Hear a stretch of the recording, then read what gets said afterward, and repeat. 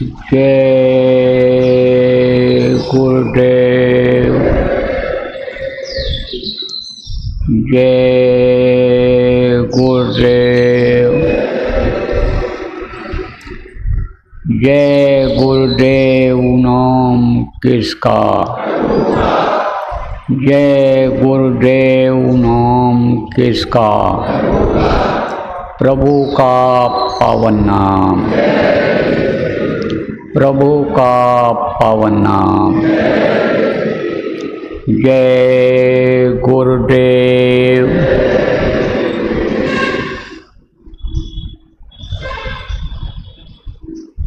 सर्वसमर्थ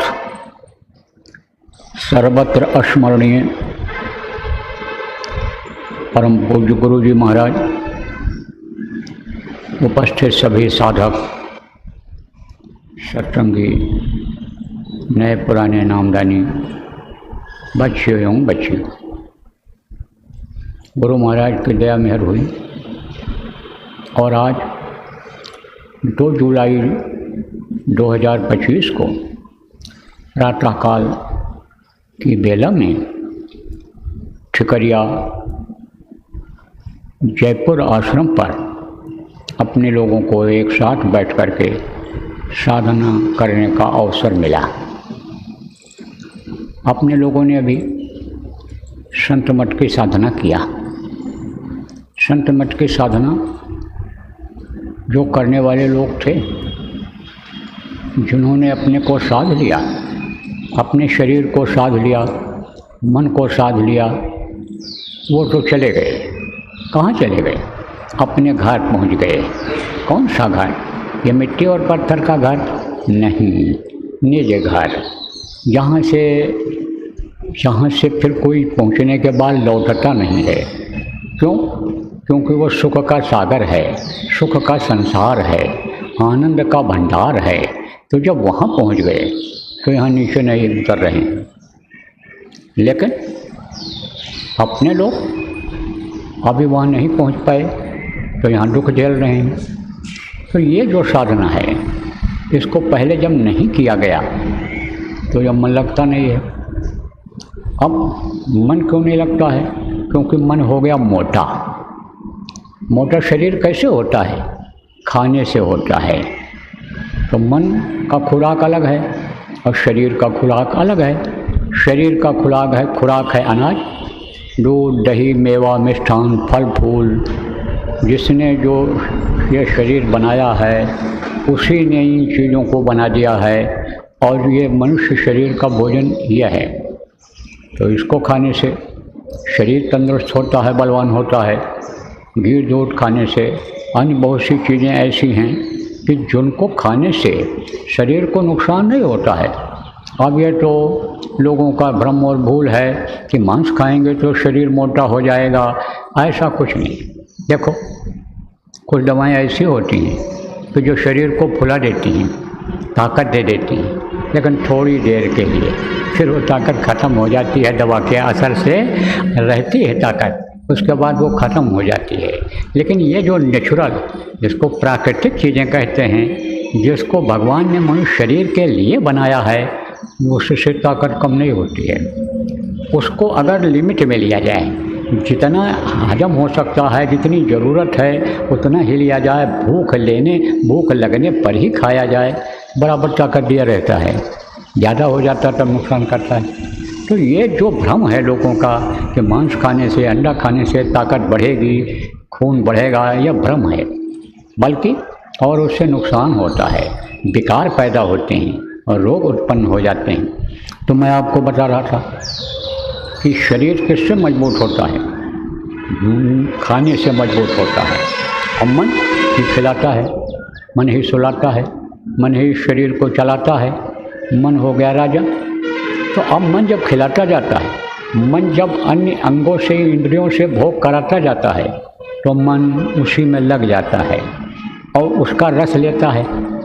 जैसे देखो, मक्खी होती है तो मक्खी जब रस लेती है, कौन सी मक्खी? मधुमक्खी। मधुमक्खी खाती नहीं है उसको, किसको? जो उसमें आप समझो चीज़ें पैदा होती हैं, बनती हैं। जैसे ये लाती है, क्या लाती है, आपका समझो कि फूल लाती है, और फूल को ला करके और फिर मतलब ये है कि उसको जब मतलब उसका रस निकलता है, तो उसका रस निकलता है तो उसमें से देखो मोम भी निकलती है, लेकिन मोम नहीं खाती है और रस लेती है। ऐसे मन रस लेता है, तो मन रस लेता है तो मन मोटा हो गया। तो अब जब मन मोटा हो गया तो बैठने नहीं दे रहा है किसको, शरीर को बैठने नहीं दे रहा है, सधने नहीं दे रहा है शरीर को कि 2 घंटा बैठने दे। उठने का मन कह देता है, घूमने का मन कह देता है, कभी बदन में उम्र ज़्यादा हो गई, दर्द हो जाता है तो उठना ही पड़ जाता है। तो यह मन सधने नहीं देता है शरीर को, और मन शरीर को जब नहीं सधने देता है तब उधर इसका जाने का सवाल ही नहीं है कि शरीर को आप भूल सको। तो शरीर में ही मन लगा रहता है और शरीर के लिए की चीज़ों में ही मन लगा रहता है। अरे खाना है, घूमना है, जाना है, यानी बात करना है, बिजनेस व्यापार करना है, बच्चों को देखना है, सेवा करनी है, किसके लिए, इस शरीर के लिए ही तो व्यवहार बनाएंगे इनसे दोस्ती करेंगे, ये हमारे काम आएंगे।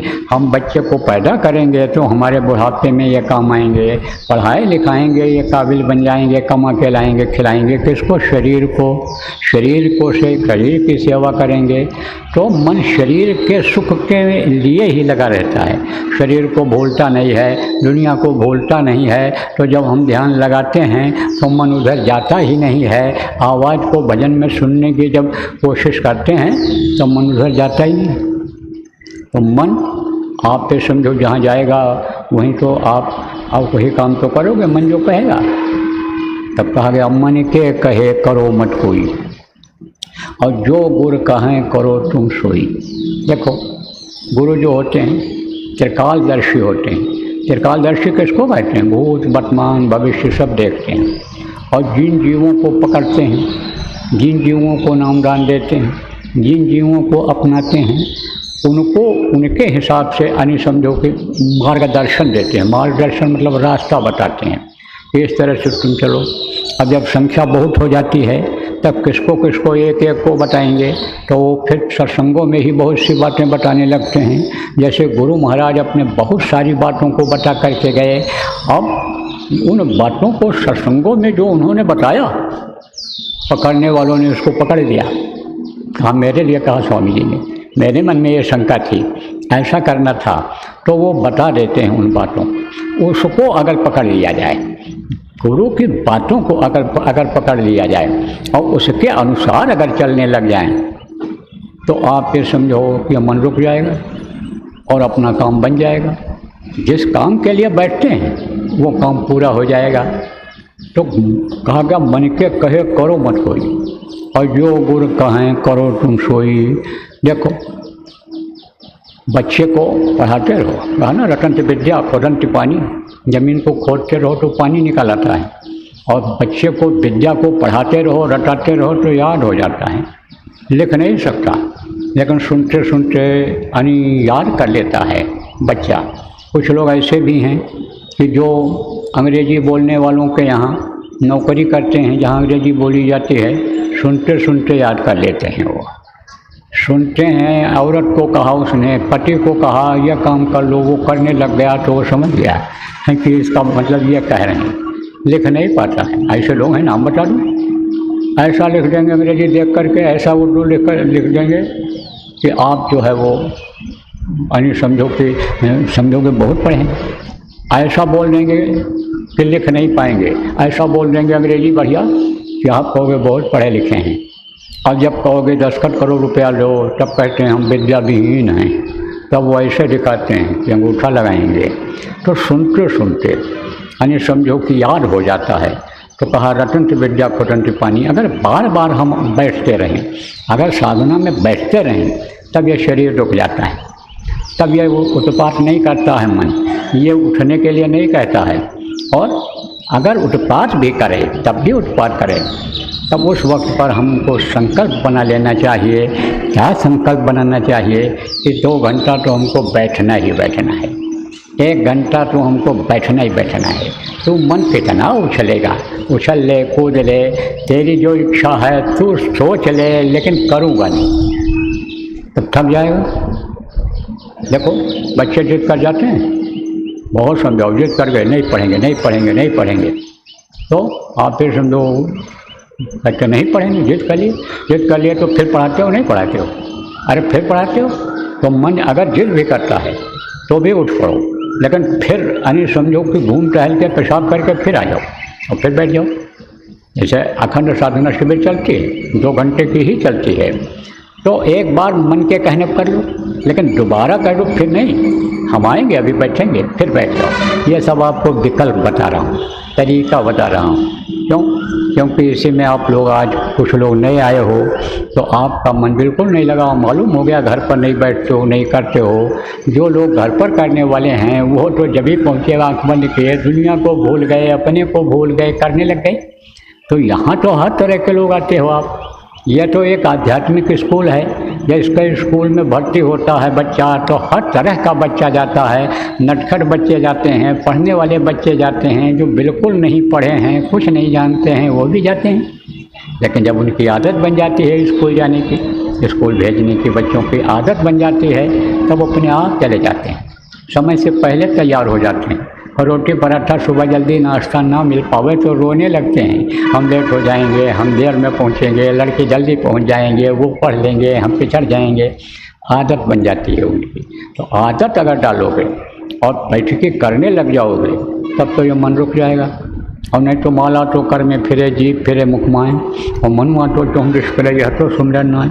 माला को जपते रहो, लेकिन मन इधर उधर घूम रहा है, भटक रहा है, कोई फायदा नहीं है। अरे जो काम करो उसका रिजल्ट आ जाए, परिणाम आ जाए, फल उसका मिल जाए। जो पेड़ लगाओ उसका फल खाने को मिल जाए, जो पेड़ लगाओ उसका खुशबू फूलों का नाक में पड़े तो खुश हो जाओ। वो जानवर पालो फिर उसका दूध भी मिल जाए पीने के लिए, कहा जाता है ना, बताया जाता है। तो देखो कल आपको बताया था कि भाई साधकों को बहुत होशियार रहना चाहिए। इशारे से मुझको बुलाती है दुनिया, तेरे रास्ते से हटाती है दुनिया, मेरे सद्गुरु मुझको देना सहारा, कहीं छूट न जाए दामन तुम्हारा। प्रार्थना करते हैं ना कि गुरु आपका दामन न छूट जाए, गुरु महाराज आपका चरण न छूट जाए, आपको हम न भूल जाएं। ऐसी प्रार्थना की जाती है। क्यों? क्योंकि जगत भगत सो बैर है चारों जुग परमान। दुनिया वालों से, दुनियादारों से, भक्तों से हमेशा बैर रहा है, दुश्मनी रही है। ये इनका 36 का आंकड़ा रहा है, एक दूसरे को ये पसंद नहीं करते, देखना नहीं चाहते, तो हमेशा बैर रहा है। तो दुनिया तो अपनी तरफ खींचेगी ही, आपको अपने में तो मिलाने की कोशिश ही करेगी। क्यों? क्योंकि दुनियादारी इस समय पर बहुत बढ़ती चली जा रही है। देखो साफ पानी हो और थोड़ा ही पानी हो, और गंदा पानी ज़्यादा हो और पानी बह रहा हो, तो जब उधर से गुजरेगा मिला लेता है, बहुत जल्दी मिल जाता है। और ये साफ पानी उसमें से जल्दी नहीं निकलता है गंदे में से, लेकिन गंदा पानी अपने में उसको मिला के गंदा जल्दी कर देता है। तो दुनिया तो अपनी तरफ खींचेगी, इसलिए होशियार रहना चाहिए। कहा ना, जागते रहना चाहिए। जागते रहने के लिए जो जागता रहता है, अपने सामान की रखवाली जाग करके करता है, उसकी चोरी नहीं होती है, उसकी जबकटी नहीं होती है, उसके जेवर नहीं यानी गहना आभूषण जिसको कहते हो वो गायब होते हैं, सामान गायब नहीं होता है। तो जागना चाहिए कि हम कहीं देखो भटक न रहे हों, हम कहीं अटक न रहे हों, हम कोई ऐसी चीज़ों का इस्तेमाल न कर रहे हों कि जिससे हमारा मन दुनिया की तरफ चला जाए। जैसे शराबी है, तो शराबी को खींच लेता है, शराब पिला दिया, अब शराब पिला दिया, अब शराब की लत पड़ गई, तो शराबी को शराबी खींच लेगा कि चलो वहाँ चलते हैं, पीने के लिए चलते हैं। लेकिन शराब कोई पिए ही नहीं, तब जाने की क्या ज़रूरत है शराबी के पास, तब अपराध करने की क्या ज़रूरत रहेगी, क्योंकि शराब ही भ्रष्टाचार की जननी है, यही अपराध कराती है। तब अपराध हो पाएगा? नहीं हो पाएगा। इसलिए बहुत ही होशियार रहना चाहिए, अलर्ट जिसको इंग्लिश में कहते हैं, अलर्ट रहना चाहिए।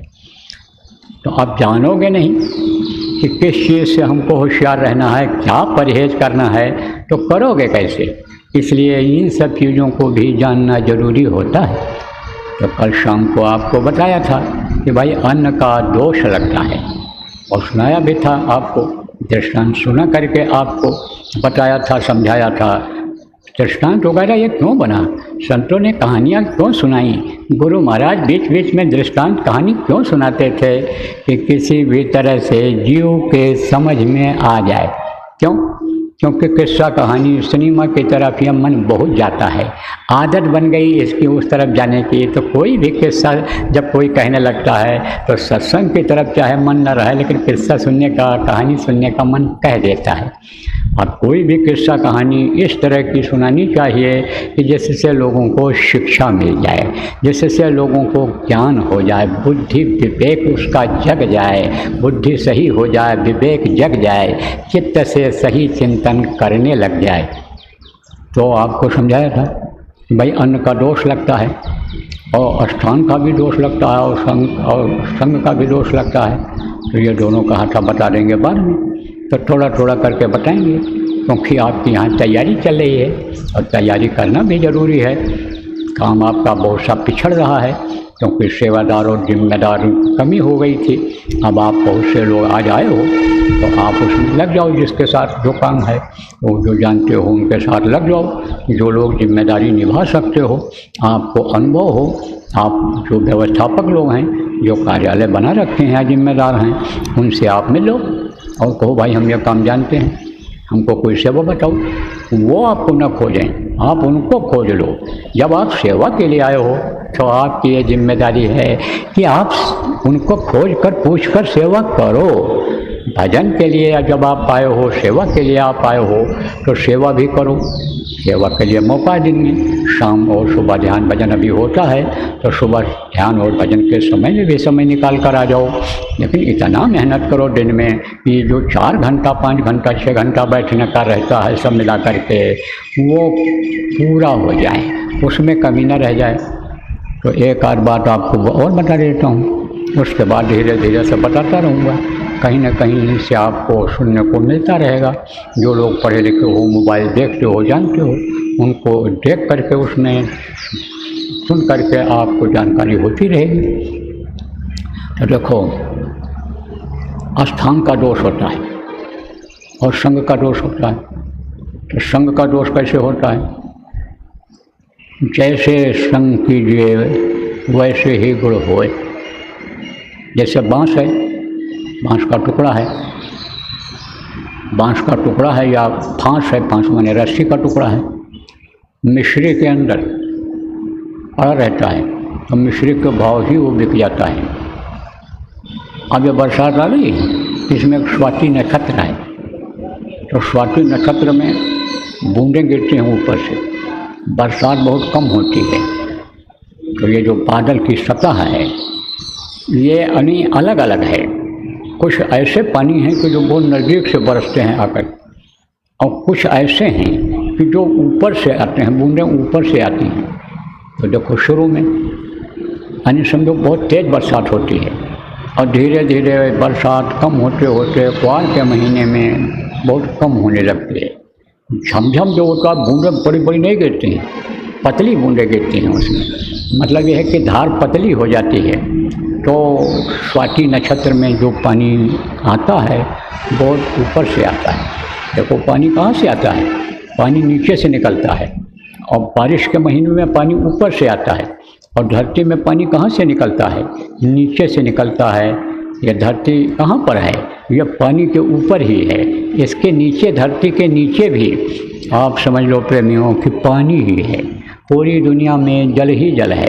1/4 हिस्से में सब मिला करके ये धरती है, ज़मीन है। ये आपको ये समझना चाहिए कि जहाँ की ऊंचाई जैसी रहती है वैसे ही पानी की सतह रहती है। कहीं 30 फुट पर, कहीं 40 फुट पर, कहीं 500 और 1000 फुट पर पानी नीचे मिलता है। तो पानी की सतह होती है, तो नीचे से पानी आता है। अब बहुत से लोग नीचे बोरिंग कराते हैं, 30 फुट पर 40 फुट पर पानी मिल गया, लेकिन वो पानी उतना मीठा नहीं रहता है। कुछ ना कुछ कसैलापन रहता है उसमें, कुछ ना कुछ उसमें स्मेल, गंध जिसको कहते हैं वो रहता है। तो कहते हैं और गहराई में जाओ, और गहराई में जाओ, और गहराई में जाओ। तब जब और ज़्यादा गहराई में जाते हैं तो मीठा और अच्छा पानी निकल आता है। तो अब आपको समझने की ज़रूरत है, जिससे नीचे से पानी निकलता है ऐसा ऊपर से पानी आता है। तो जो कुछ सतह ऐसी है बादलों की कि जहाँ से बूंदें उसी समय गिरती हैं, कब? स्वाति नक्षत्र में। तो उसका महत्व ज़्यादा होता है। जैसे यह साधारण जल है आपका, वो ये नदी का जल है और गंगा जल है। गंगा जल है, गंगा जल जो है वो निर्मल होता है, उसमें कीड़े नहीं पड़ते हैं। इसमें कीड़े पड़ जाते हैं, जमा हो जाता है, उसमें कीड़े नहीं पड़ते हैं। गंदगी अगर न जाए, पानी बहता हुआ रहे गंगा का, तो गंगा के पानी में गुण ऐसा होता है। गंगा जल जिसको कहते हैं पवित्र माना जाता है, लोग पीते हैं, उससे शरीर को वेद मंत्रों के द्वारा यानी पवित्र करते हैं। ओंगा पवित्रो पवित्रो व सर्वावस्थांग गतोपिवा सब बोलते हैं इस तरह। तो वो बूंदें जब गिरती हैं तो वो बूंद जो है अगर केला की पंखड़ियों में पड़ जाए तो कर्पूर बन जाता है। कपूर जानते हो, जलाया जाता है, खुशबू जिसमें होती है, बहुत ज्वलनशील होता है। तनिक सा माचिस लगाओ जलने लगता है, खुशबू भी उसमें आती है, बहुत ज़्यादा आती है, उज्ज्वल भी होता है, सफ़ेद होता है, तो कर्पूर बन जाता है। और वही बूंद अगर सीप के मुँह में पड़ जाए तो मोती बन जाता है। समुद्र से सीप निकलती है तो उसमें क्या होता है, उसमें एक कीड़ा होता है, तो वो बाहर जब निकल आता है, सीप बाहर निकल आती है, समुद्र की लहर में वो कीड़ा बाहर हो जाता है, तो पानी पाता नहीं है, तो कीड़ा वो या तो बाहर निकल जाता है, निकल के ख़त्म हो जाता है, और या तो उसी में ख़त्म हो जाता है, सीप में ही ख़त्म हो जाता है। अब हड्डी तो उसको होती नहीं है, क्योंकि बाहर से दिखाई पड़े तो वो उसी में मिल जाता है, सीप में ही। तो सीप को तोड़ो तो उसके अंदर मैल निकलती है, तो वो जो मैल होती है वो उसी की जो है शरीर का, उसी का यानी खाल कह लो, हड्डी कह लो, मांस कह लो, जो चाहो वो कह लो आप। तो उसमें अगर पड़ जाए, ऐसे कोई सीप हो, ऐसे उसमें पड़ जाए तो मोती बन जाता है, वही बूंद मोती बन जाती है।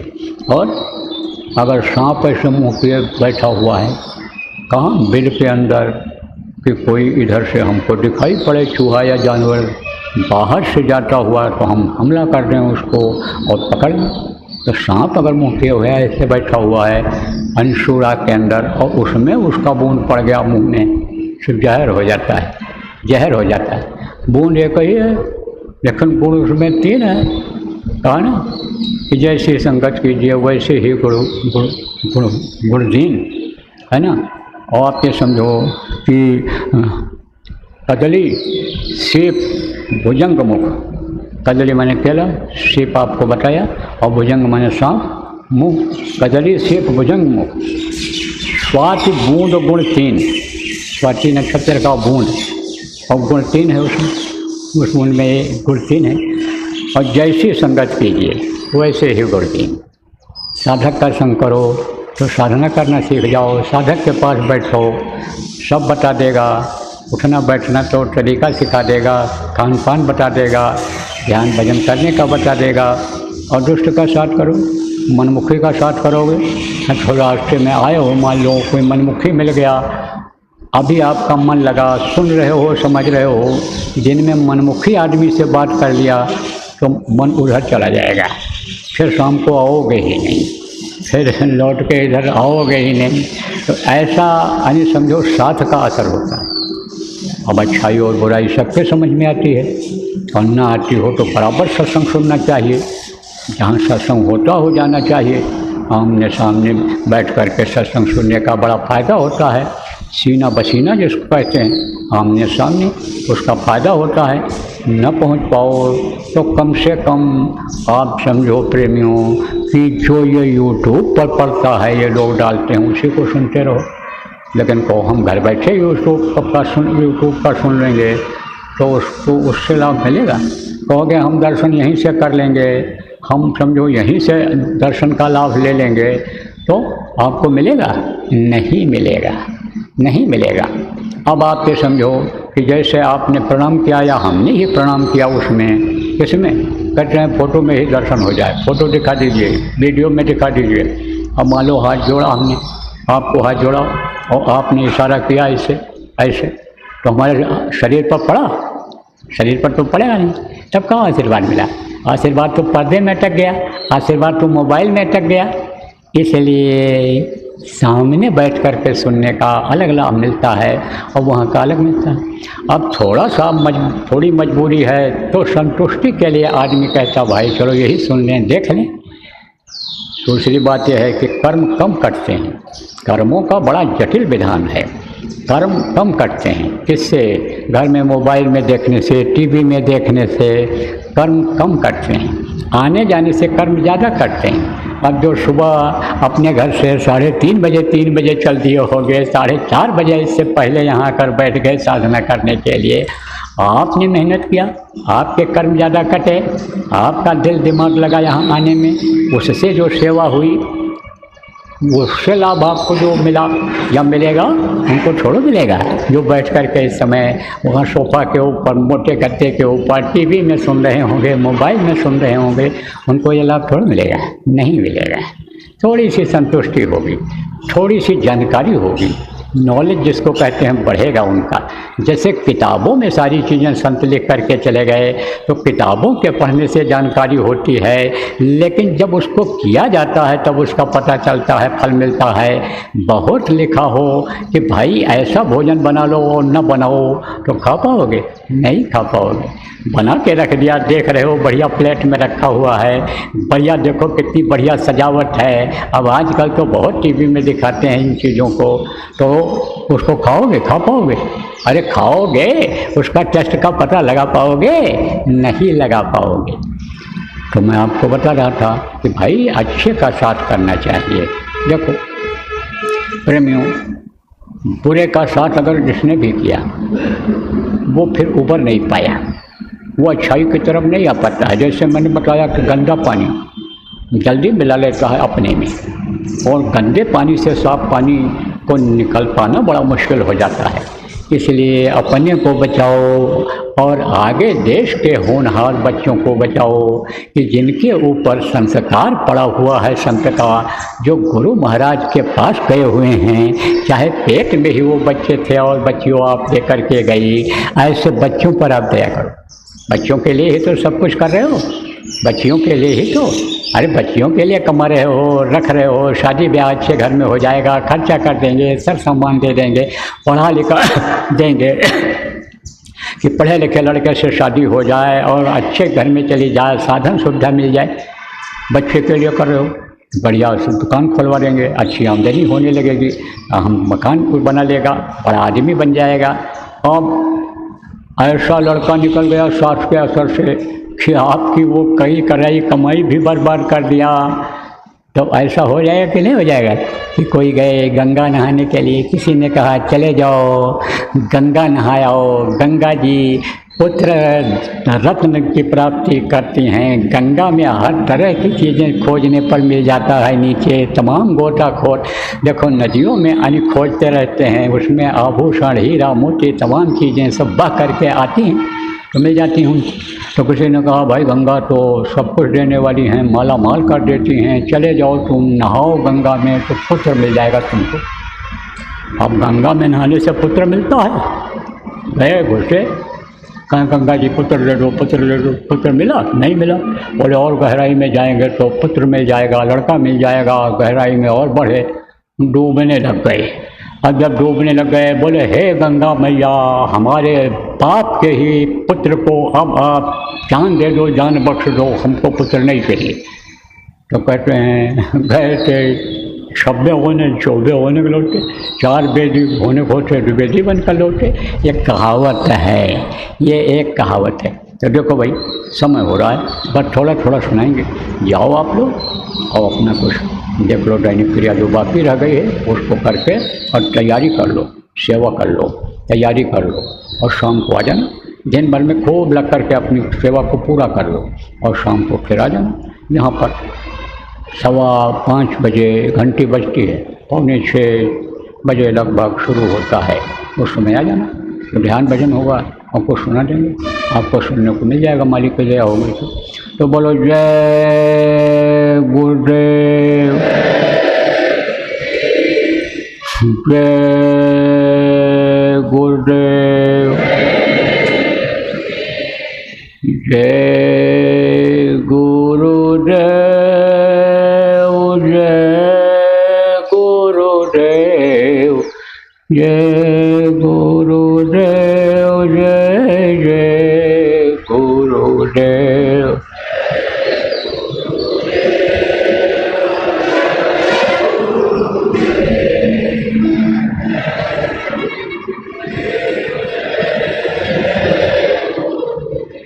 जय गुरुदेव, जय गुरुदेव, जय गुरुदेव, जय जय गुरुदेव।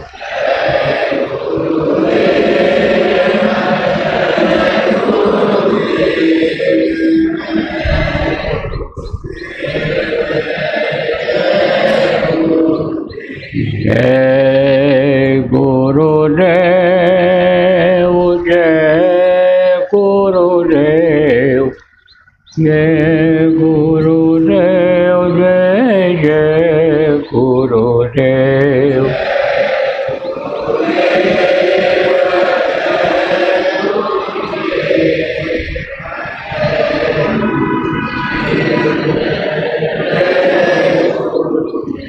जय गुरुदेव।